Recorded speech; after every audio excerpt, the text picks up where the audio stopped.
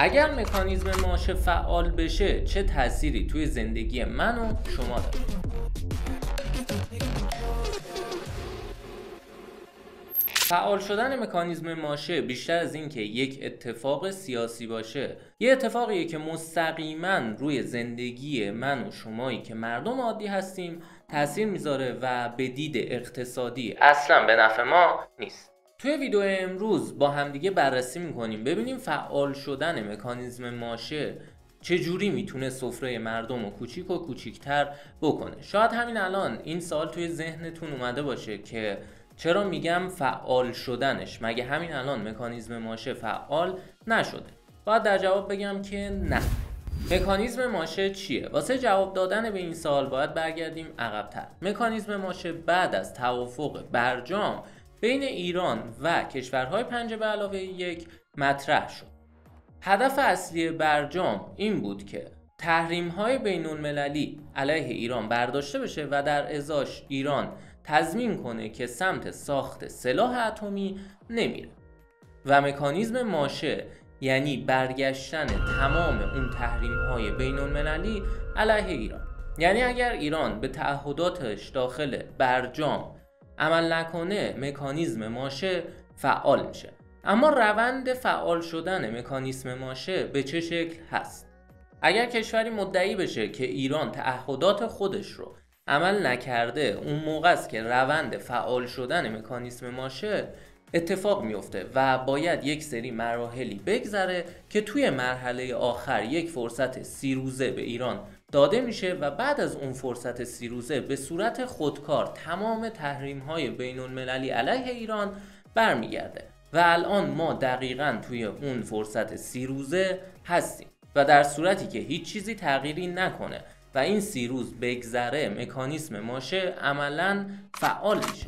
یه باور غلطی هم که توی فضای مجازی این روزا زیاد دیدم اینه که میگن ما همین الانش هم تحریمیم و قرار نیست خیلی فرقی بکنه، در صورتی که ما الان از سمت آمریکا تحریم هستیم و اسنپ بک یا همون مکانیزم ماشه‌ای که دربارش صحبت میکنیم یعنی تحریم‌های بین‌المللی و از طرف همه کشورها قرار تحریم بشه.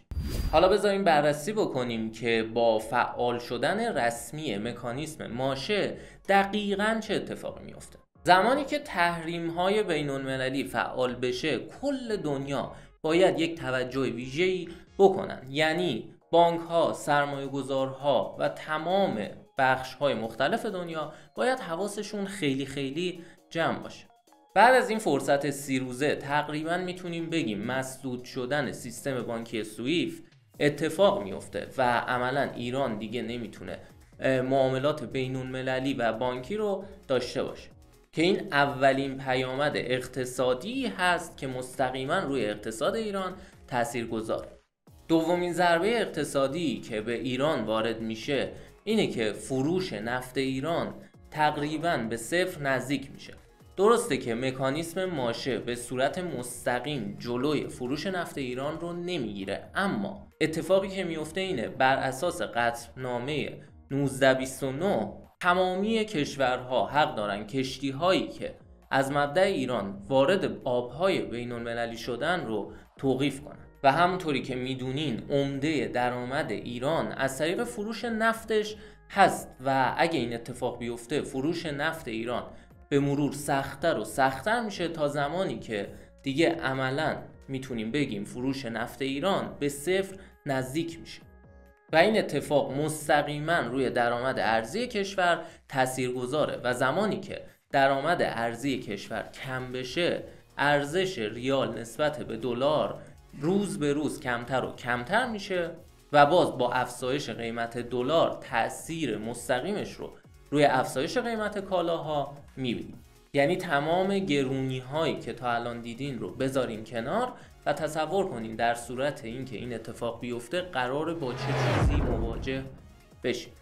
یعنی اگه تا همین جای ویدیو رو هم با من همراه باشین و تأثیراتش رو تا همین جا هم گوش داده باشین، حداقل کاری که میتونیم بکنیم اینه که دیگه با این مسئله فعال شدن مکانیزم ماشه حداقل شوخی نکنیم و یک نمکی روی زخم یک ملت نباشیم. و اما سومین ضربه اقتصادی اینه که پولهای ایران توی بانک‌های بین‌المللی مسدود میشه و زمانی که این اتفاق بیفته دولت چند تا راه واسه کنترل اوضاع داره که یکی از اون راه‌ها اینه که پول بیشتری چاپ بکنه یا اینکه از ارزهای ذخیره شده بخواد استفاده کنه و اونها رو بفروشه. که البته این دوتا راهی که بهتون گفتم مثل یک مسکنه که درد رو به صورت موقت قطع میکنه، اما قرار نیست یک درمان دائمی باشه و به مرور زمان با این اتفاقها تورم افزایش پیدا میکنه و باز قدرت خرید مردم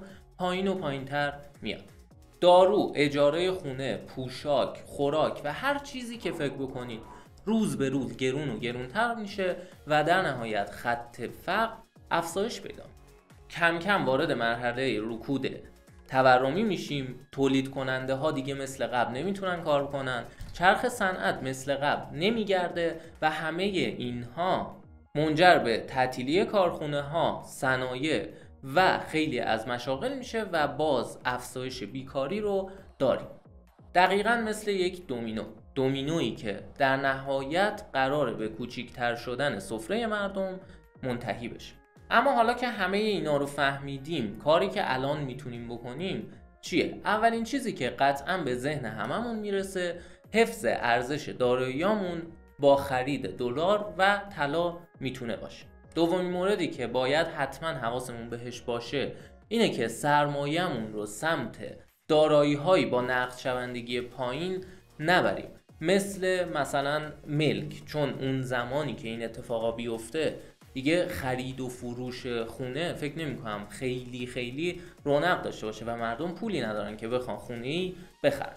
سومین موردی هم که باید حتما بهش توجه بکنیم اینه که پولمون رو ترجیحاً سمت بورس ایران نبریم، چون با تمام اتفاقاتی که بهتون گفتم قطعاً بورس هم یه مقداری تحت تاثیر قرار میگیره، گرچه که همین الان هم به اندازه کافی تحت تاثیر قرار گرفته. در نهایت این نکته رو هم بگم، همین الان که قیمت تتر فکر میکنم 103,000 تومان هست، هنوز روند فعالسازی مکانیزم ماشه تکمیل نشده و زمانی که تکمیل بشه شما قیمت دلار و تتر رو باید تقریبا 135,000 تومان معیار قرار بگین و اینم حرف من نیست، همون جوری که توی تصویر میبینین این توی حالت خوشبینانه قیمت دلاریه که قراره توی ماه‌های آینده باهاش سر و کار داشته باشیم. ما توی کانالمون سعی می‌کنیم بر اساس اخباری که میاد یه سری راهکارها بهتون همیشه در اختیارتون قرار بدیم. پس اگه عضو کانالمون نیستی همین الان عضو کانالمون بشو که حداقل با همدیگه این دوران سخت رو بگذرونیم. حرف دیگه ای نمیمونه، امیدوارم که شرایط بهتر بشه. دمتون گرم. خدا نگهدار.